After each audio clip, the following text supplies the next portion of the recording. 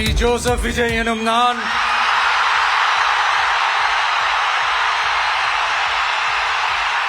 தமிழ்நாட்டின் 18வது முதலமைச்சராக தவேக தலைவர் ஜோசப் விஜய் பதவியேற்றுக் கொண்டார். சட்டமன்ற தேர்தலில் விஜயின் தமிழக வெற்றிக் கழகம் 100 இடங்களை கைப்பற்றி தனிப்பெரும் கட்சியாக உருவெடுத்தது. காங்கிரஸ், இடதுசாரிகள், விசிக, ஐயுஎம்எல் கட்சிகள் தவேகாவுக்கு ஆதரவளித்ததால் கட்சியின் பலம் 120ஆக உயர்ந்தது. இதனையடுத்து தவேக தலைவர் விஜய் ஆட்சியமைக்க ஆளுநர் அழைப்பு விடுத்தார். அதன்படி சென்னை நேரு உள்விளையாட்டு அரங்கில் நடைபெற்ற விழாவில் விஜய் முதலமைச்சராக பதவியேற்றுக் கொண்டார். அவருக்கு ஆளுநர் அர்லேக்கர் பதவி பிரமாணமும் ரகசிய காப்பு பிரமாணமும் செய்து வைத்தார். சி. ஜோசப் விஜய் எனும் நான் தமிழ்நாட்டு அரசின் முதலமைச்சராக உண்மையாகவும் உளச்சான்றின்படியும் என் கடமைகளை நிறைவேற்றுவேன் என்றும் அரசியல் அமைப்பிற்கும் சட்டத்திற்கும் இணங்க நேர்மையானதை செய்வேன் என்றும் ஆண்டவன் மீது ஆணையிட்டு உறுதிமொழிகிறேன். முதலமைச்சராக பதவியேற்ற பின்னர் முதன்முறையாக தலைமை செயலகத்திற்கு சென்ற விஜய் காவல்துறை அணிவகுப்பு மரியாதையை ஏற்றுக்கொண்டார்.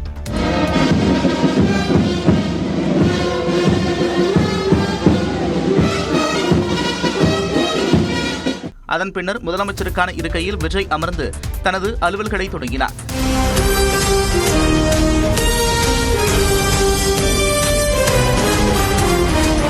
முதலமைச்சர் விஜய்க்கு பல்வேறு துறை செயலாளர்கள் வாழ்த்து தெரிவித்தனர். முதலமைச்சராக பதவியேற்ற பின்னர் 3 கோப்புகளில் விஜய் கையெழுத்திட்டார். மாண்புமிகு தமிழ்நாடு முதலமைச்சர் அவர்கள் பெண்களின் பாதுகாப்பினை மேம்படுத்தும் பொருட்டு சிங்கப்பெண் சிறப்பு அதிரடி படையை உருவாக்குவதற்கு ஆணையிட்டுள்ளார். போதைப் பொருட்கள் தடுப்பு படை அலகுகளை உருவாக்குவதை குறித்து ஆணையிட்டுள்ளார் மாண்புமிகு தமிழ்நாடு முதலமைச்சர் அவர்கள். 2 மாதங்களுக்கு 500 யூனிட் வரை பயன்படுத்தும் வீடுகளுக்கு இனி 200 யூனிட் மின்சாரம் இலவசமாக வழங்கப்படுவதற்கான கோப்பில் கையெழுத்திட்டார். இந்த நிலையில் 500 யூனிட்டுகளுக்கு மேல் பயன்படுத்துவோருக்கு தற்போது வழங்கப்பட்டு வரும் 100 யூனிட் இலவச மின்சாரம் ரத்து செய்யப்படுவதாக தகவல் வெளியானது. தொடர்ந்து தமிழ்நாடு அரசு வெளியிட்டுள்ள அரசாணையில் இது தொடர்பாக விளக்கம் அளிக்கப்பட்டுள்ளது. அதில் 2 மாதங்களுக்கு 500 யூனிட்டுகளுக்கு மேல் பயன்படுத்துவோருக்கு தற்போது வழங்கப்பட்டு வரும் 100 யூனிட் இலவச மின்சாரம் தொடரும் என தெரிவிக்கப்பட்டுள்ளது. மேலும் 2 மாதங்களுக்கு 500 யூனிட்டுகளுக்குள் பயன்படுத்துவோருக்கு 200 யூனிட் வரை கட்டணம் வசூலிக்கப்படாது என்றும் தெரிவிக்கப்பட்டுள்ளது. தமிழ்நாட்டில் தற்போது 2,48,00,000 வீட்டு இணைப்புகள் உள்ள நிலையில் 2 கோடி நுகர்வோர்கள் தற்போது வரை 500 யூனிட்டுக்கு கீழ்தான் மின்சாரத்தை பயன்படுத்துகின்றனர். இதனோடு பெண்கள் பாதுகாப்பை மேம்படுத்த சிங்கப்பெண் சிறப்பு அதிரடிப்படையை உருவாக்குவதற்கான கோப்பில் அவர் கையெழுத்திட்டார். மாவட்ட வாரியாக போதைப்பொருள் தடுப்பு படை பிரிவு கோப்பிலும் விஜய் கையெழுத்திட்டார். அதன்படி 65 போதைப்பொருள் தடுப்பு படைகள் அமைக்கப்படும் என்று அறிவிக்கப்பட்டுள்ளது. மாவட்டங்களுக்கு 1 என 37 காவல் நிலையங்கள் 9 மாநகரங்களில் தடுப்பு படை அமைக்கப்பட உள்ளன. நான் ஒன்றும் பெரிய மன்னர் பரம்பரையிலிருந்துலாம் வந்துடல. உங்களை மாதிரி தான், உங்களில் ஒருத்த மாதிரி தான், உங்க குடும்பத்தில் ஒருத்த மாதிரி தான், உங்க புள்ள மாதிரி தான். முதலமைச்சராக பதவியேற்ற பின்னர் பேசிய தவேக தலைவர் விஜய் தான் ஒன்றும் மன்னர் பரம்பரை கிடையாது என்றார். முதலமைச்சராக பதவியேற்றுக் கொண்ட பின்னர் உரையாற்றிய விஜய் தனக்கும் வறுமையும் பசியும் தெரியும் என்று உருக்கமாக கூறினார். தாம் ஒன்றும் தேவதூதன் இல்லை எனவும் தெரிவித்தார். எது சாத்தியமோ அது மட்டும்தான் நான் செய்வேன். இம்மிடியேட்டா உங்க மனசுல ஒரு கேள்வி ஒண்ணு வரலாம், அப்ப சாத்தியம் இல்லாததை செய்ய மாட்டாங்களா, செய்ய முடியாதா அப்படின்ற ஒரு கேள்வி ஒண்ணு வரலாம். இத்தனை கோடி மக்கள் என் கூட இருக்கும் போது எது வந்தாலும் பாத்துக்கலாம், என்ன வந்தாலும் பாத்துக்கலாம். தொடர்ந்து பேசிய அவர் தனக்கு ஆதரவளித்த குழந்தைகளுக்கு நன்றி தெரிவித்தார். அவங்களாலதான் இது நடந்திருக்கு. உங்களுக்கு எப்படி நன்றி கடன் செய்யணும்? உங்களுக்காக உங்க ஃபியூச்சரை மைண்ட்ல வச்சுக்கிட்டு எல்லா நல்ல விஷயங்களையும் உங்களுக்காக இந்த விஜய் மாமா செஞ்சு கொடுப்பான். ஆட்சியில் தவறு செய்ய மாட்டேன், செய்யவும் விடமாட்டேன் என்று விஜய் உறுதியளித்தார். நம்ம ஜெயிச்சுட்டோம், ஒரு ஆட்டம் ஆடி பார்க்கலாம் அப்படின்ற எண்ணம் யாருக்காவது இருந்துச்சுன்னா இப்பவே இந்த நிமிஷமே அதை எரேஸ் பண்ணிருங்க. ராகுல் காந்தியை சகோதரர் என்று குறிப்பிட்டு பேசிய விஜய் தனது அரசுக்கு ஆதரவளித்த தலைவர்களுக்கும் நன்றி தெரிவித்துக் கொண்டார். தமிழகத்தின் நிதிநிலை மோசமாக உள்ளதாகவும் 10 லட்சம் கோடி ரூபாய் கடன் வாங்கி கஜானாவை காலி செய்துவிட்டு முந்தைய ஆட்சியாளர்கள் சென்றிருப்பதாகவும் முதலமைச்சர் விஜய் கவலை தெரிவித்தார். பதவியேற்ற பின்னர் பேசிய அவர் இதனை கூறினார். உங்களுக்கு ஒரு வெள்ளை அறிக்கையா அது வெளியிடணும்னு நான் நினைக்கிறேன். ஒரு டிரான்ஸ்பரண்டான ஒரு கவர்மெண்டா அதாவது இன்னைக்கு நம்ம தமிழ்நாடு கவர்மெண்ட் இந்த நிலைமையில தான் இருக்கு அப்படின்றத உங்ககிட்ட சொல்லிட்டு I just want to take it forward from there. தொடர்ந்து பேசிய முதலமைச்சர் விஜய் தனது வாக்குறுதிகளை நிறைவேற்ற அவகாசம் கொடுக்க வேண்டும் என்று கேட்டுக்கொண்டார். எதுவா இருந்தாலும் வெளிப்படையாக ஒளிவு மறைவு இல்லாம தான் நான் செய்வேன். இவ்வளவு பெரிய ஒரு பொறுப்பை என் கையில கொடுத்திருக்கிறீங்க. அதே நேரத்தில் எனக்கு கொஞ்சம் அவகாசமும் நீங்க கொடுக்கணும்னு நான் ரிக்வெஸ்ட் பண்ணி கேட்டுக்கிறேன். தனது ஆட்சியில் ஒரே அதிகார மையம் மட்டும்தான் இருக்கும் என்றும் தெரிவித்தார். இங்க ஒரே சென்டர் தான் என் தலைமையில் உண்டான சென்டர். இந்த பக்கம் ஒரு சென்டர், இந்த பக்கம் ஒரு பவர் சென்டர், அங்க ஒரு பவர் சென்டர், அதெல்லாம் கிடையவே கிடையாது. இப்பவே சொல்லிடுறேன். பெண்களுக்கான பாதுகாப்பை உறுதி செய்வேன் என்றும் போதைப் பொருள் கலாச்சாரத்தை ஒழிக்க நடவடிக்கை எடுப்பேன் என்றும் உறுதியளித்தார் முதலமைச்சர் விஜய். என் ஆனந்த் என்னும் நான் முதலமைச்சர் விஜயின் அமைச்சரவையில் இடம்பெற்றுள்ள தாவேக பொதுச் செயலாளர் என் ஆனந்த் அமைச்சராக பதவியேற்றார். அமைச்சரவையில் முதலமைச்சருக்கு அடுத்தபடியாக 2வது இடம் தரப்பட்டுள்ளது. அந்த கட்சியின் தேர்தல் மேலாண்மை பொதுச் செயலாளர் ஆதவ் அர்ஜுனா தமிழின் பெயரால் என்று உறுதிமொழியேற்றுக் கொண்டார். ஆதவ் அர்ஜுனா என்னும் நான் தமிழ்நாட்டு அரசின் அமைச்சர் என்ற முறையில் எனது கவனத்துக்குள்ளாவதும் தெரிய வருவதுமான எந்த பொருளையும் அமைச்சரின் கடமைகளை உரியவாறு நிறைவேற்ற தேவையான அளவுக்கன்றி ஒருவரிடமோ பலரிடமோ நேர்முகமாகவோ மறைமுகமாகவோ அறிவிக்கவோ வெளிப்படுத்தவோ மாட்டேன் என்று உளமாற உறுதிமொழிகிறேன். தமிழ் வாழ்க. முன்னாள் IRS அதிகாரி அருண்ராஜ் அமைச்சரவையில் 4வது இடத்தை பிடித்தார். விஜயின் அமைச்சரவையில் மூத்தவரான முன்னாள் அமைச்சர் செங்கோட்டையன் மீண்டும் அமைச்சரானார். செங்கோட்டையன் எனும் நான் விஜயின் திரைப்படத்துறை மேலாளர் பொறுப்பிலிருந்து கட்சியின் பொருளாளராக உயர்ந்த வெங்கட்ரமணனும் கட்சியின் பொதுச் செயலாளர் நிர்மல்குமாரும் அமைச்சர்களாக பதவியேற்றுக் கொண்டனர். எழும்பூரில் வெற்றி பெற்ற ராஜ்மோகன், காரைக்குடியில் நாதக ஒருங்கிணைப்பாளர் சீமானை வீழ்த்தி வென்ற பல் மருத்துவர் பிரபு ஆகியோரும் அமைச்சர்களாகினர். விஜயின் அமைச்சரவையில் முதல் பெண் அமைச்சராக 29 வயதான கீர்த்தனாவும் இடம்பெற்றார். கீர்த்தனா என்னும் நான் இந்திய நாட்டின் ஒப்பில்லாத முழு முதல் ஆட்சியையும் ஒருமையையும் நிலைநிறுத்துவேன் என்றும் ஆண்டவன் மீது ஆணையிட்டு உறுதிமொழிகிறேன். அமைச்சரவையிலும் சட்டப்பேரவையிலும் மிக இளம் வயது உறுப்பினராக இவர் இருக்கிறார். மக்களின் நம்பிக்கையை காப்பாற்றுவோம் என்றும் சமூக நீதியே தங்களின் அடித்தளம் எனவும் புதியதாக பதவியேற்ற தாவேக அமைச்சர்கள் தெரிவித்தனர். கடன் சுமை எந்த அளவுக்கு இருக்குன்னு உள்ள போய் முழுதும் அறிந்து கொடுத்த வாக்குறுதிகளை தலைவர் சொன்ன மாதிரி படிப்படியாக நிறைவேற்றுவோம். தலைவர் கேட்டுக்கொண்ட மாதிரி எங்களுக்கான அவகாசத்தையும் நீங்கள் கொடுத்தீங்கன்னா ரொம்ப மகிழ்ச்சியாகவும் ஒரு வாய்ப்பாகவும் இருக்கும். தலைவர் சொன்னதை அப்படியே அச்சு பெறலாமல் வரி பெறலாமல் ஃபாலோ பண்ணுறதான் மினிஸ்டர்ஸ் ஒர்க்கு கண்டிப்பாக செய்வோம். எங்களுக்கு சேலஞ்ச் எதுவுமே இல்லை. தலைவர் கூட இருக்கார், பெரிய ஸ்ட்ரென்த் எங்களுக்கு இருக்குது. மக்கள் இருக்காங்க, நிர்வாகிகள் இருக்காங்க. கண்டிப்பாக சீரஞ்சிருப்போம். இதுவரைக்கும் இல்லாத ஒரு ஆட்சியாகவும் மக்களோட பப்ளிக் பார்ட்டிசிபேஷனோட கூடிய ஒரு ஆட்சியாகவும் மெயினாக பொலிட்டிக்கல் இன்டர்ஃபரன்ஸ் அற்ற ஒரு கவர்னன்ஸ், அதாவது அரசியல் தலையீடற்ற ஒரு நீதி நிர்வாகத்தை வழங்கக்கூடிய ஒரு ஆட்சியாக இருக்கும். அது நம்ம சொல்றதை விட செயலை காட்டுறது எங்கள் தலைவர் ஸ்டைலு. 3 வாக்குறுதிகள் விமன் சேஃப்டி இல்லாமல் இருந்தது. இன்னைக்கு அதுதான் ஃபர்ஸ்ட் சைன். போதை 2வது சைன். இதுக்கு மேல உங்களுக்கு என்ன வேணும்? தமிழ்நாட்டில் புதிய அத்தியாயம் தொடங்கி இருப்பதாக காங்கிரஸ் கட்சி தெரிவித்துள்ளது. விஜயின் பதவியேற்பு விழாவில் மக்களவை எதிர்க்கட்சித் தலைவர் ராகுல் காந்தி பங்கேற்றார். அப்போது விஜய்க்கு சால்வை அணிவித்து வாழ்த்து தெரிவித்தார்.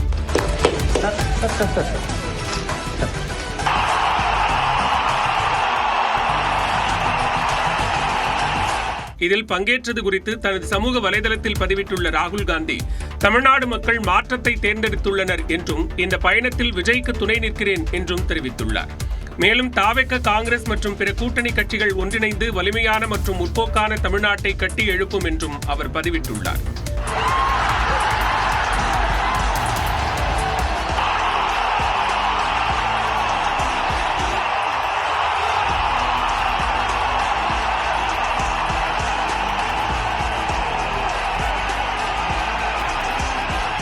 தொடர்ந்து தமிழ்நாடு காங்கிரஸ் கட்சி தலைமையகமான சத்தியமூர்த்தி பவனுக்கு சென்றார்.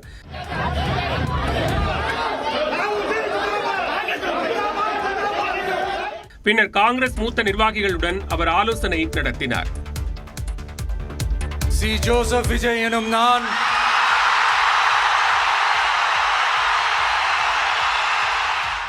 ஜோசப் விஜய் எனும் நான் என்று கூறி முதலமைச்சராக விஜய் பதவியேற்க மேடையின் கீழ் அமர்ந்திருந்த அவரது பெற்றோர் கண்கலங்கிய காட்சிகள் தான் இவை. சென்னை நேரு உள்விளையாட்டரங்கில் விஜய் பதவியேற்பு விழாவில் அவரது பெற்றோர் சந்திரசேகர், சோபா பங்கேற்றனர். I am so happy today அன்னைய தினம். Your happiness, Vijay is the chief minister. Yeah. I am very happy. இந்த நாள் வந்து உங்களுக்கு எவ்வளவு முக்கியமான நாள் சார்? அவ்வளவு சந்தோஷமா இருக்கு, பேசவே முடியல. இன்னும் நிறைய பண்ணுவார். நிகழ்ச்சியில் நடிகை திரிஷாவும் தனது தாயாருடன் கலந்து கொண்டார். கூடியிருந்தவர்களை நோக்கி அவர் கையசைத்தார்.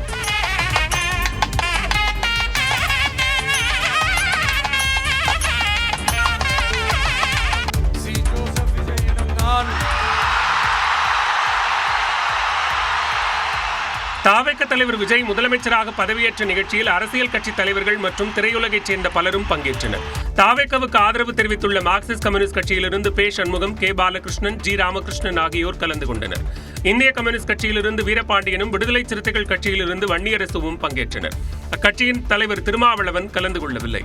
பாஜக மாநில தலைவர் நயினார் நாகேந்திரன் மற்றும் தமிழிசை சவுந்தரராஜனும் காங்கிரஸ் மாநில தலைவர் செல்வ பெருந்தகையும் நிகழ்ச்சியில் பங்கேற்றனர்.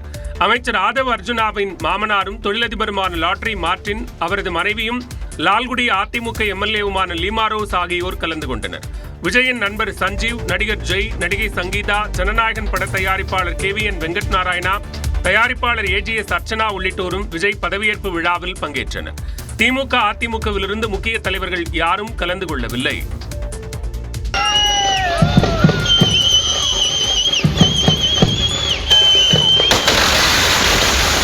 தமிழக முதல்வராக விஜய் பதவியேற்றதை அடுத்து தமிழ்நாடு முழுவதும் தமிழக வெற்றி கழகத்தினர் கொண்டாட்டத்தில் ஈடுபட்டனர். சேலம் மாவட்டம் அம்மாபேட்டை, மயிலாடுதுறையில் போக்குவரத்து கழக பணிமனை, தேனியில் பழைய பேருந்து நிலையம், விருதுநகரில் கட்சி நிர்வாகிகள் மற்றும் ரசிகர்கள் பட்டாசு வெடித்து கொண்டாடினர்.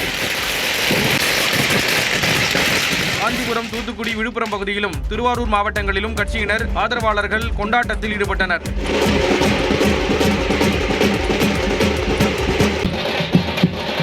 பொதுமக்களுக்கு இனிப்பு வழங்கியும் கோயிலில் தேங்காய் உடைத்தும் தாவேகவினர் கொண்டாட்டத்தின் உச்சத்திற்கு சென்றனர்.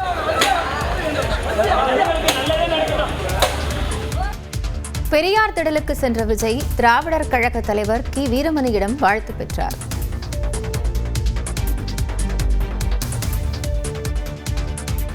பெண் உரிமை போராளி, சமூக சிந்தனையாளர், தந்தை பெரியாருக்கு.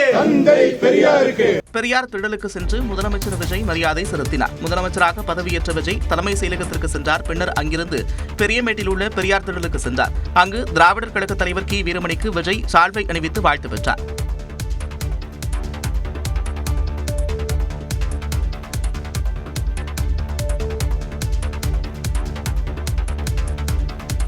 தொடர்ந்து பெரியார் நினைவிடத்தில் மலர் தூவி மரியாதை செலுத்தினார்.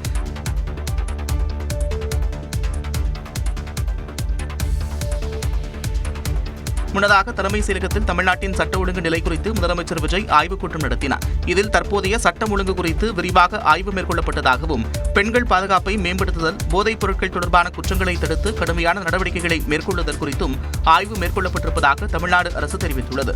தலைமை செயலாளர் சாய்குமார் மற்றும் துறை அதிகாரிகள் பங்கேற்றனர்.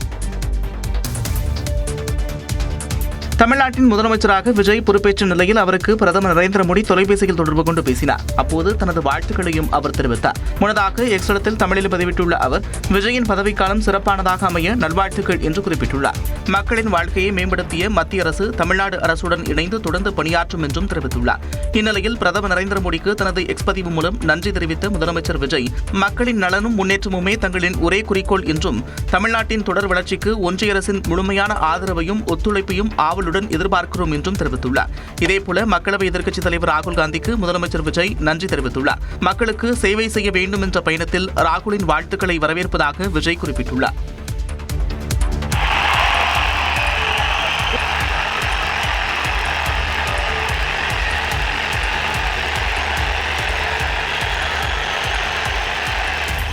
முதலமைச்சர் பதவியேற்பு விழாவின் போது நேரு உள்விளையாட்டு அரங்கத்தில் குவிந்திருந்த தாவேக தொண்டர்கள் உற்சாக மிகுதியில் கொண்டாடிய காட்சிகளை முதலமைச்சரின் பதவியேற்பு விழாவை தூய்மை பணியாளர்கள் உற்சாகத்துடன் பார்த்தனர். நிகழ்ச்சி மேடையில் அதிகாரிகள் மேஜையை சரி செய்த போது அவர்களுக்கு முதலமைச்சர் விஜய் உதவினார்.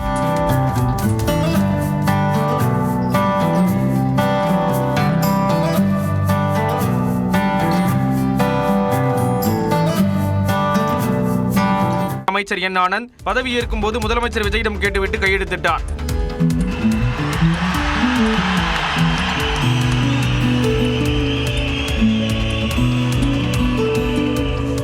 முதலமைச்சர் விஜயின் பதவியேற்பு விழாவில் பங்கேற்ற நடிகை த்ரிஷா விஜயின் தாய் ஷோபாவை கட்டியணைத்தார்.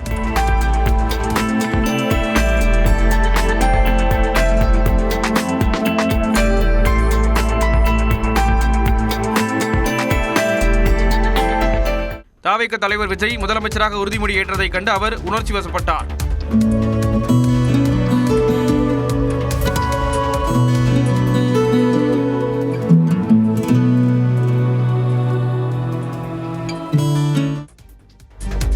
We humbly request all of you to kindly rise up for the national song Vande Mataram, followed by national anthem, followed by Tamil Thai Vaalthu.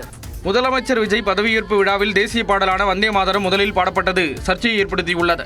அனைத்து அரசு நிகழ்ச்சிகளிலும் தொடக்கம் மற்றும் இறுதியில் வந்தே மாதரம் பாடல் பாடப்பட வேண்டும் என மத்திய அரசு ஆணையிட்டிருந்தது. ஆனால் கடந்த திமுக ஆட்சியில் தமிழ்நாட்டின் மரபுப்படி அனைத்து நிகழ்ச்சிகளும் தமிழ்தாய் வாழ்த்துடனேயே தொடங்குவது கடைபிடிக்கப்பட்டு வந்தது. மேலும் நிகழ்ச்சியின் இறுதியில் தேசிய கீதம் பாடப்பட்டது. இந்நிலையில் முதலமைச்சர் விஜயின் பதவியேற்பு விழாவில் நிகழ்ச்சியின் தொடக்கம் மற்றும் இறுதியில் வந்தே மாதரம் பாடலை முதலில் பாடப்பட்டது. அதன் பிறகு தேசிய கீதம் மற்றும் தமிழ்தாய் வாழ்த்து ஒளிபரப்பப்பட்டது.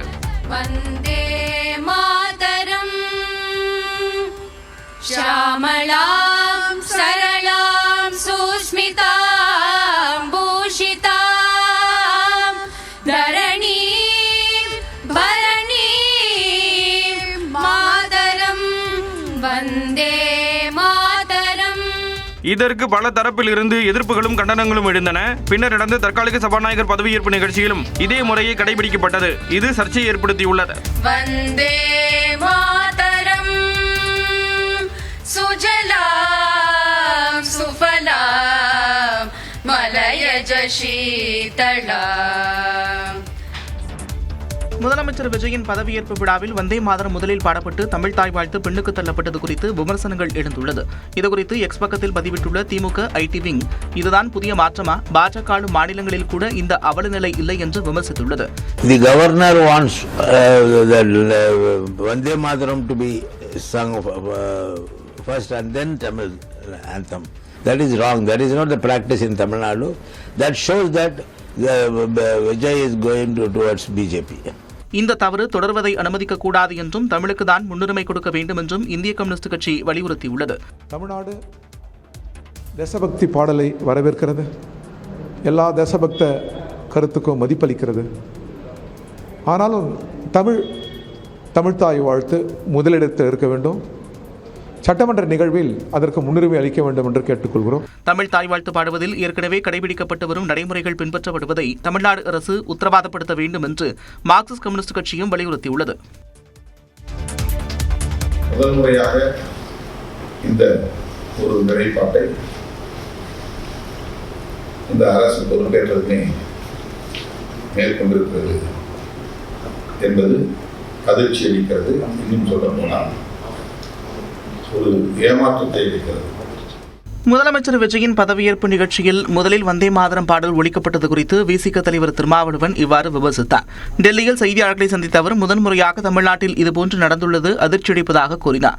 அதிகாரிகளின் கவனக்குறைவால் இது நிகழ்ந்ததா அல்லது ஆளுநரின் விருப்பப்படி நிகழ்ந்ததா அல்லது ஆளுநரை மகிழ்விக்க வேண்டும் என்று அதிகாரிகளே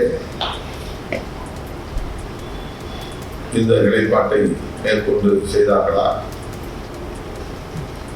ஒரு விஜய் அவர்களின் கவனத்திற்கு சென்று அவருடைய ஒப்புதலோடு தான் இது ஒழிக்கப்பட்டதா என்கிற கேள்விகள் எல்லாம் எழுகின்றன.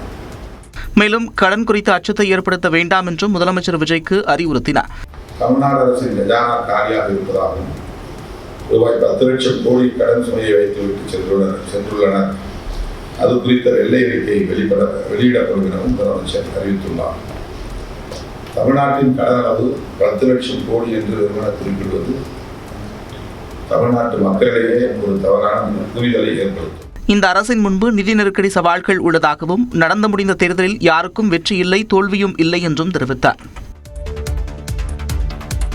பதவியேற்பு விழாவில் வந்தே மாதரம் முதலில் பாடப்பட்டதில் தமிழ்நாடு அரசுக்கு உடன்பாடில்லை என அமைச்சர் ஆதவர்ஜுனா விளக்கமளித்துள்ளார்.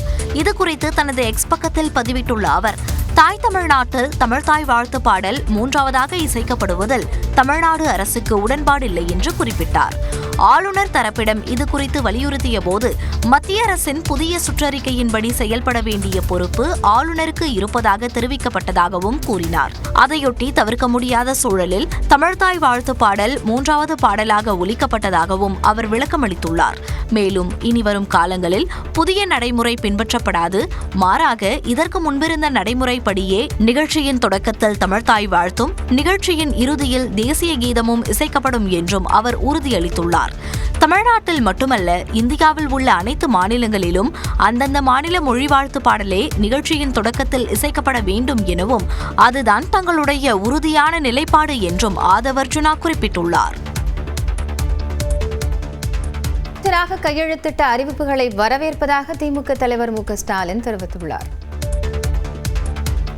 வாக்களித்த மக்களை மீண்டும் ஏமாற்றி திசை திருப்பாதீர்கள் என முதலமைச்சர் விஜயை திமுக தலைவர் மு க ஸ்டாலின் விமர்சித்துள்ளார். 10 லட்சம் கோடி ரூபாய் கடனை வைத்துவிட்டு கஜானாவை துடைத்துவிட்டு கடந்த அரசு சென்றிருப்பதாக முதலமைச்சர் விஜய் கூறியிருந்த நிலையில் அதனை சுட்டிக்காட்டி மு க ஸ்டாலின் பதிலளித்துள்ளார். தமிழ்நாடு அரசின் நிதிநிலை பற்றி கடந்த பிப்ரவரி மாத பட்ஜெட்டிலேயே தெளிவாக கூறிவிட்டோம் என்றும் அது தங்களுக்கு தெரியாதா எனவும் முதலமைச்சர் விஜய்க்கு மு க ஸ்டாலின் கேள்வி எழுப்பியுள்ளார்.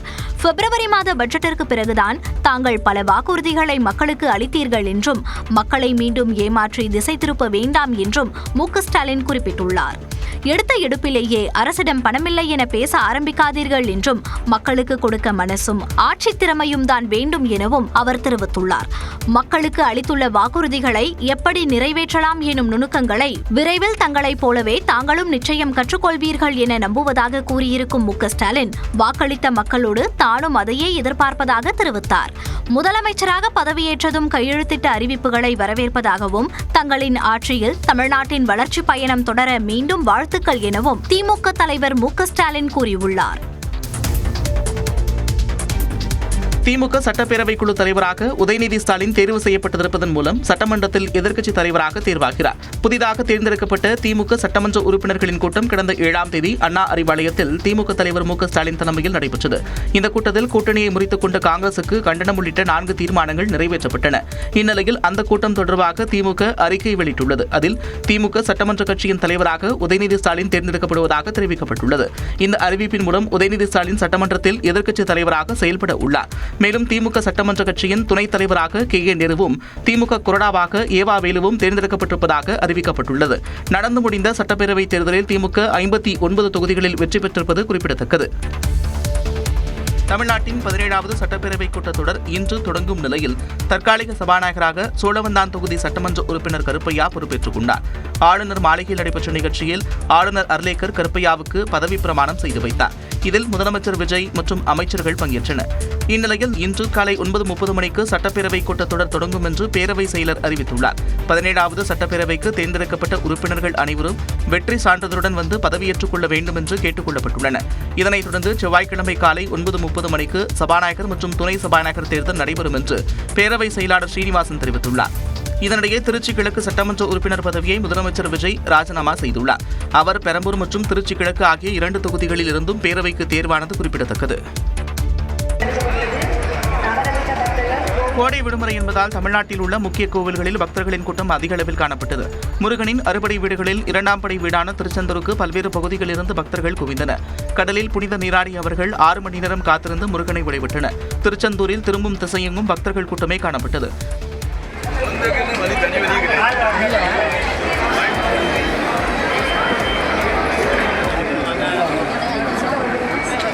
ஞாயிற்றுக்கிழமை என்பதால் திருவண்ணாமலை அண்ணாமலையார் கோவிலிலும் பக்தர்கள் குவிந்தனர். ஆந்திரா, தெலுங்கானா, கர்நாடக மாநிலங்களிலிருந்தும் பக்தர்கள் வருகை தந்தனர். ராஜகோபுரம் வழியாக நீண்ட வரிசையில் 5 மணி நேரம் காத்திருந்து அவர்கள் அண்ணாமலையாரை தரிசித்தனர்.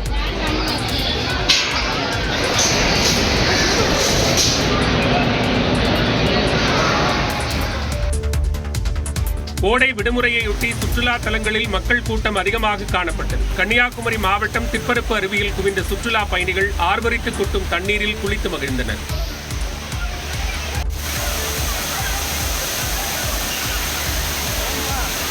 ஞாயிறு விடுமுறை என்பதால் கொடைக்கானலிலும் சுற்றுலா பயணிகள் அதிகம் திரண்டனர். தூண்பாறை, குணா குகை, பைன்மரக்காடுகள், மோயர் சதுக்கம் உள்ளிட்ட இடங்களை கண்டு ரசித்தவர்கள் நட்சத்திர ஏரியில் படகு சவாரி செய்து உற்சாகத்துடன் பொழுதை கழித்தனர். இதனிடையே கொடைக்கானல் வனத்துறை கட்டுப்பாட்டில் உள்ள இடங்களுக்கு செல்லும் நுழைவாயில் பகுதியில் QR கோட் மூலம் கட்டணம் வசூலிக்கப்படுவதால் 10 கிலோமீட்டர் தூரத்திற்கு வாகனங்கள் அணிவகுத்தன. இதனால் 4 மணி நேரம் காத்திருப்பதாக சுற்றுலா பயணிகள் ஆதங்கப்பட்டனர். காலைல 7:30 மணிக்கு வந்து நாங்கள் இங்கே நின்னோம். இங்கே வந்து நின்றுட்டா இங்கே வந்து பார்த்தீங்கன்னா கிட்டத்தட்ட மணி 1 ஆகி போச்சு. கிட்டத்தட்ட 4 ஹவர் 5 ஹவர் இங்கே ஒரே இடத்துல நின்றுட்டு இருக்கோம். இங்கே வந்து பின்னாடி வந்த லேடிஸுக்குலாம் ரெஸ்ட் ரூம் கூட இல்லை, ரொம்ப கஷ்டப்படுறோம். அந்த ரெஸ்ட் ரூம் கோசமே நாங்கள் வந்து இப்போ ஒரு 5 கிலோமீட்டர் நடந்தே வந்திருக்கோம். அங்கேருந்து போக்குவரத்து நெரிசலை குறைக்க நடவடிக்கை எடுக்க வேண்டும் என்று அவர்கள் வலியுறுத்தினர். திமுகவுக்கு காங்கிரஸ் கட்சி துரோகம் இழைத்துவிட்டதாக பிரதமர் நரேந்திர மோடி குற்றம் சாட்டியுள்ளார். பெங்களூருவில் நடைபெற்ற பொதுக்கூட்டத்தில் பேசிய மோடி, கடந்த 25 முதல் 30 ஆண்டுகள் வரை காங்கிரஸ் கட்சி திமுகவுடன் நெருக்கமான உறவை பேணி வந்ததாகவும், காங்கிரஸை பல்வேறு நெருக்கடியிலிருந்து திமுகவுடனான இந்த கூட்டணியை மீட்டெடுத்தது என்றும் தெரிவித்துள்ளார். காங்கிரசின் வளர்ச்சிக்கு தொடர்ந்து பாடுபட்டு வந்த திமுக தற்போது அரசியல் சூழல் மாறிய நேரத்தில் நம்பிக்கை துரோகத்திற்கு ஆளாக்கப்பட்டதாக கூறினார். जैसे ही सत्ता का खेल कहीं और मुड़ गया तो सत्ता के लालच में सत्ता भूखी कांग्रेस ने पहला मौका मिलते ही डीएमके की पीठ में छुरा भोंक दिया. அரசியலில் தனது இருப்பை தக்கவைத்துக் கொள்வதற்காக காங்கிரசிற்கு தற்போது வேறொரு கட்சியின் துணை மீண்டும் தேவைப்படுவதாகவும் பிரதமர் மோடி தெரிவித்துள்ளார். அசாம் முதலமைச்சராக மீண்டும் தேர்வு செய்யப்பட்டுள்ள ஹிமந்த பிஸ்வா சர்மா வருகிற 12ஆம் தேதி பதவியேற்கிறார். சமீபத்தில் நடந்து முடிந்த அசாம் சட்டப்பேரவை தேர்தலில் பாஜக தலைமையிலான தேசிய ஜனநாயக கூட்டணி 102 இடங்களை கைப்பற்றி அமோக வெற்றி பெற்றது. இதில் பாஜக மட்டும் 82 இடங்களை வென்றது. கவுஹாத்தியில் நடைபெற்ற ஆலோசனைக் கூட்டத்தில் மத்திய பார்வையாளர்கள் JP நட்டா, நயாப் சிங் சைனி முன்னிலையில் அசாம் மாநில பாஜக சட்டமன்ற கட்சியின் தலைவராக தற்போதைய முதலமைச்சர் ஹிமந்த பிஸ்வா சர்மா ஒருமனதாக மீண்டும் தேர்ந்தெடுக்கப்பட்டார். இதனையடுத்து அவர் ஆளுநரை சந்தித்து ஆட்சி அமைக்க உரிமை கோரினார். செவ்வாய்க்கிழமை நடைபெறவுள்ள பிரம்மாண்டமான பதவியேற்பு விழாவில் பிரதமர் நரேந்திர மோடி, உள்துறை அமைச்சர் அமித்ஷா உள்ளிட்டோர் பங்கேற்கின்றனர். கேரளத்தில் காங்கிரஸ் முதலமைச்சரை தேர்வு செய்வதில் தொடர்ந்து குழப்பம் நீடித்து வருகிறது. நடந்து முடிந்த சட்டப்பேரவைத் தேர்தலில் காங்கிரஸ் தலைமையிலான ஐக்கிய ஜனநாயக முன்னணி மொத்தமுள்ள 140 இடங்களில் 102 இடங்களில் வெற்றி பெற்று 10 ஆண்டுகளுக்கு பிறகு காங்கிரஸ் கட்சி ஆட்சியை கைப்பற்றியது. இதில் காங்கிரஸ் மட்டும் தனித்தே 63 இடங்களில் வெற்றி பெற்றது. மே 4 முடிவுகள் வெளியான நிலையில் ஒரு வாரத்தை கடந்தும் காங்கிரஸ் கட்சியின் முதலமைச்சரை தேர்வு செய்வதில் குழப்பம் நீடித்து வருகிறது. அண்மையில் திருவனந்தபுரம் சென்ற மேலிட பார்வையாளர்கள் முகுல் வாஸ்னிக், அஜய் மேக்கன் முதலமைச்சராக யாரை தேர்வு செய்யலாம் என ஒவ்வொரு சட்டமன்ற உறுப்பினர்களிடமும் தனித்தனியே ஆலோசனை நடத்தினர். இதையடுத்து சனிக்கிழமையன்று டெல்லியில் மாநில தலைமையுடன் நடைபெற்ற நீண்ட நேர விவாதங்களை தொடர்ந்து கட்சியின் மேலிடம் இன்னும் இறுதி முடிவை அறிவிப்பதில் தாமதம் ஏற்பட்டுள்ளது. காங்கிரசிற்குள் முதலமைச்சர் பதவிக்கான போட்டியில் கட்சியின் பொதுச் செயலாளர் KC வேணுகோபால் முதலிடத்தில் உள்ளார். அவரைத் தொடர்ந்து VT சதீஷன் மற்றும் மூத்த காங்கிரஸ் தலைவர் ரமேஷ் சென்னிதலா, மாநில காங்கிரஸ் தலைவர் K சுதாகரனும் உள்ளனர். வேணுகோபால் முதலமைச்சராக நியமிக்கப்பட்டால் அவர் எம்பியாக உள்ள மக்களவைத் தொகுதி ஒன்றிற்கும் சட்டமன்ற தொகுதி மற்றொன்றுமாக 2 இடைத்தேர்தல்கள் நடைபெறும் சூழல் உருவாகும். சதீஷன் இடது முன்னணிக்கு எதிராக களத்தில் போராடியதால் முதலமைச்சர் பதவிக்கு அவருக்கே உரிய உரிமை உள்ளது என காங்கிரஸ் கூட்டணி கட்சிகள் வாதிடுகின்றன. கேரள சட்டமன்றத்தின் பதவிக்காலம் மே 23 வரை உள்ளதால் அதற்குள் பதவியேற்க வேண்டிய நிலை உள்ளது. இதனிடையே கேரளாவில் புதிதாக பொறுப்பேற்கும் அரசிற்கு பதவி பிரமாணம் செய்வதற்காக தமிழக பொறுப்பு ஆளுநர் அர்லேக்கர் சென்னை விமான நிலையத்திலிருந்து திருவனந்தபுரத்திற்கு புறப்பட்டுச் சென்றார்.